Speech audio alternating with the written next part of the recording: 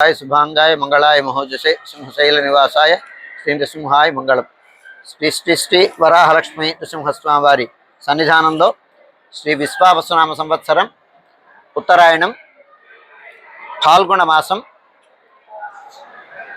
ఫాల్గుణ శుద్ధ పూర్ణిమ మంగళవారం మార్చి 3వ తారీఖు తెల్లవారితే 3 అనగా ఆ రాత్రి 1 గంటకి సుప్రభాతం.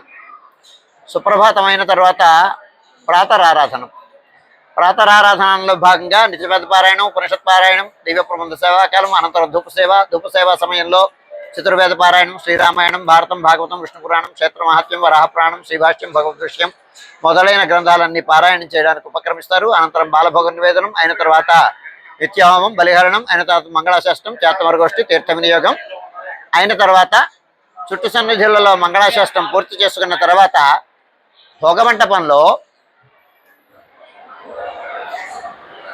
విశ్వక్సేన ఆరాధన సుమారుగా 3:30 గంటల ప్రాంతంలో తెల్లవారుజామున విశ్వక్సేన ఆరాధనం, పుణ్యాహవచనం అయిన తర్వాత చూర్ణ ఉత్సవ దేవత ఆవాహనం, ఆరాధనం అయిన తర్వాత బేడా ప్రదక్షిణ పూర్వకంగా వాద్య విశేషాలతో ప్రధానాలయంలోకి ప్రవేశించి స్వామివారికి చూర్ణ సమర్పణం అయిన తర్వాత మళ్ళీ ప్రదక్షిణ పూర్వకంగా తాయార్లకు అయిన తర్వాత ఆండాళమ్మవారికి అయిన తర్వాత లక్ష్మీనారాయణ స్వామి వారికి చూర్ణోత్సవాన్ని జరిపించుకొని అయిన తర్వాత మళ్ళీ ప్రదక్షిణ పూర్వకంగా ఆళ్వార్ల సన్నిధుల్లో చూర్ణోత్సవం పూర్తి చేసుకొని ప్రధానాలయంలోకి వెంచేసి స్వామివారు సుమారుగా 4 గంటల ప్రాంతంలో తెల్లవారుజామున కింద డోలోత్సవానికి బయలుదేరతారు. స్వామివారు 4 గంటల ప్రాంతంలో స్వామివారు ఉభయ దేవేరులతో గోవిందరాజస్వామి ఉత్సవమూర్తులు బయలుదేరి మెట్ల మార్గం గుండా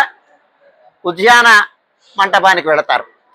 ఆ పైడితల్లమ్మవారి ఆలయానికి వెళ్ళి అక్కడ మర్యాదను స్వీకరించి ఉద్యాన మంటపానికి వచ్చి ఉద్యాన మంటపంలో విశ్వక్సేనారాధనం, పుణ్యాహవాచనం అయిన తర్వాత విశేష ఆరాధనం, నివేదనం అయిన తర్వాత డోలోత్సవం జరుగుతుంది.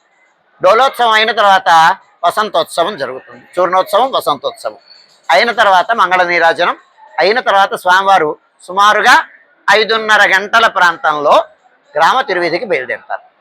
గ్రామ తిరువీధిని బయలుదేరి ఆ చొప్పరంలో గ్రామ తిరువీధిని పూర్తి చేసుకొని మెట్ల మార్గం గుండా మళ్ళీ ప్రధానాలయానికి వెంచేసి ఆస్థాన మండపంలోకి వచ్చిన తర్వాత ఆస్థాన మండపంలో కుంభారతి, ఆళ్వార్లకి శ్రీశిరారి సమర్పణం అయిన తర్వాత ఏకాంత సేవా పురస్సరంగా బేడా ప్రదక్షిణ పూర్వకంగా ప్రధానాలయంలోకి వెంచేస్తారు. సుమారు 7:30 గంటల ప్రాంతంలో 7:30 గంటల ప్రాంతంలో స్వామివారు ఆలయంలోకి వెంచేసిన తర్వాత అలంకార విసర్జనం చేసి స్వామివారిని ప్రధానాలయంలోకి వెంచేసిన తర్వాత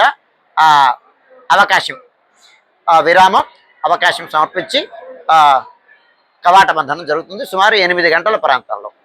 ఇవాళ చంద్రగ్రహణం మధ్యాహ్నం 3:20 స్పర్శ, 6:44 వరకు సుమారుగా మోక్షకాలం.